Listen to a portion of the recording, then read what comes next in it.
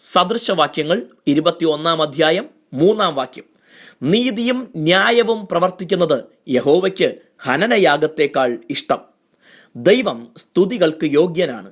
തന്നെ സ്തുതിക്കുന്നവരെ ദൈവത്തിന് ഇഷ്ടവുമാണ്. എന്നാൽ ദൈവത്തെ സ്തുതിക്കുന്നത് കൊണ്ട് മാത്രം ദൈവം ഒരുവനിൽ പ്രസാദിക്കണമെന്നില്ല.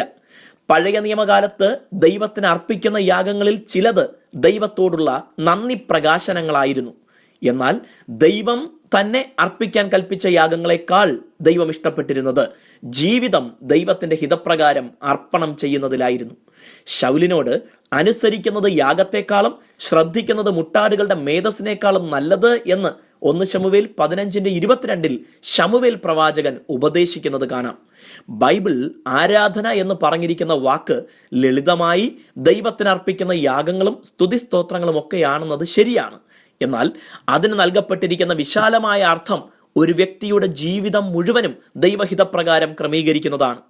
പ്രാർത്ഥിക്കുമ്പോഴും പാടി സ്തുതിക്കുമ്പോഴും കർത്താവിൻ്റെ നാമത്തിൽ കൂടി വരുന്ന സഭകളിലും മാത്രമല്ല, കുടുംബ ജീവിതത്തിലും ജോലി മേഖലകളിലും എന്ന് വേണ്ട എല്ലാ ഇടപെടലുകളിലും ദൈവത്തെ അനുസരിച്ച് തൻ്റെ ഹിതം നിവർത്തിക്കുന്നതാണ് ആരാധന.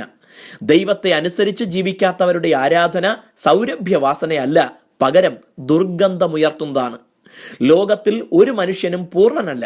പക്ഷേ ദൈവകൃപയിൽ ആശ്രയിച്ച് ദൈവം സൽഗുണപൂർണനായിരിക്കുന്നത് പോലെ, ക്രിസ്തു തികഞ്ഞവനായിരിക്കുന്നത് പോലെ ആയിത്തീരാൻ ശ്രമിക്കാത്ത ജീവിതം ദൈവം ഇഷ്ടപ്പെടുന്നില്ല. അങ്ങനെ നാം ശ്രമിക്കാൻ തയ്യാറാകുമ്പോൾ ദൈവത്തിൻ്റെ ആത്മാവ് നമ്മുടെ ബലഹീനതയ്ക്ക് തുണനിന്ന് നമുക്ക് കഴിയാത്തതിനെ സാധ്യമാക്കാൻ നമ്മെ സഹായിക്കുന്നു. യാഗാർപ്പണത്തെക്കാൾ ദൈവം ഇഷ്ടപ്പെടുന്ന ആ ജീവിതം നമുക്ക് പ്രായോഗികമാകട്ടെ. ദൈവം നമ്മെ അനുഗ്രഹിക്കട്ടെ.